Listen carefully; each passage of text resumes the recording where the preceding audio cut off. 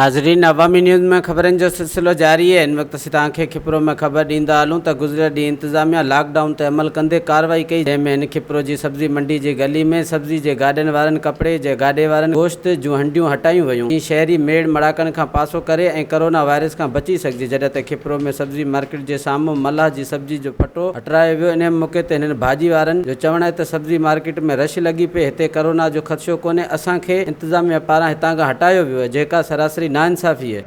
सब्जी वारो सब्जी बंद कोन हूंदी आहे। ॿिया जेके बि दुकान आहिनि सभु खुलिया पिया आहिनि। मुंहिंजी दुकान बंदि कई वई आहे, मूंसां नाजाइज़ी आहे। मुंहिंजा डेली 50 जा सेपरेट ग्राहक आहिनि, 50 ग्राहक सेपरेट आहिनि। उहे लाज़मी ॿी दुकान ते वेंदा, कोरोना त उते वेंदी आहे न। मुंहिंजी दुकान कढाई जॾहिं असांजो त भाॼी जो कमु आहे, 5 बजे ताईं असीं बंदि कयूं था, ॿिया त राति जो 10 ते दुकान खोले वठनि।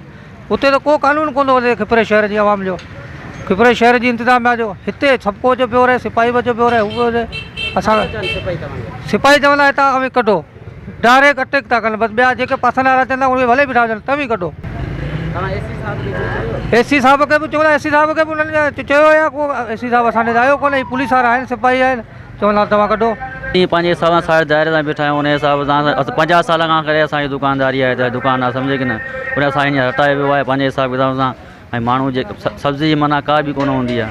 ऐं बाक़ाइदा आहे त सब्ज़ी 5 बजे ताईं खुले 8 बजे बंदि थिए, ठीकु आहे। उन हिसाब सां 4:30-5 बजे ताईं असीं बंदि करे था छॾियूं। उन जे अलावा ॿिया जे दुकान आहिनि उहे तक़रीबन 5 खां 6 थी था वञण, जेको दुकान खुलिया पिया आहिनि। उन हिसाब सां असां न्याजा ते सोच ॿियो छा आहे, ज़ोरी कराए वियो आहे असांखे।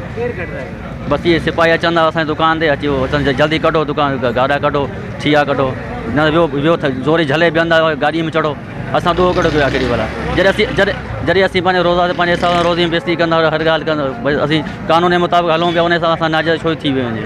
साईं, असां त परे वेठा आहियूं दुकान, रस्ते खां ॿाहिरि बेगुनाह ख़बर कान्हे। बेरोज़गारी, अॻे बेरोज़गारी, असां 15-20 साल खां दुकान थंभे अंदरि वेठा आहियूं, सभु हितां खणो अलाए छाजे करे।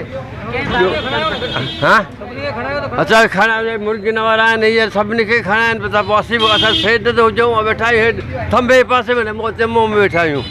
ग़रीब माण्हू बचे रोज़गार त कयूं। वधीक ख़बरनि ऐं तफ़सील जे लाइ विज़िट कयो असांजी वेबसाइट awamiNewsHD.com ऐं ॾिसंदा रहो अवामी न्यूज़ HD।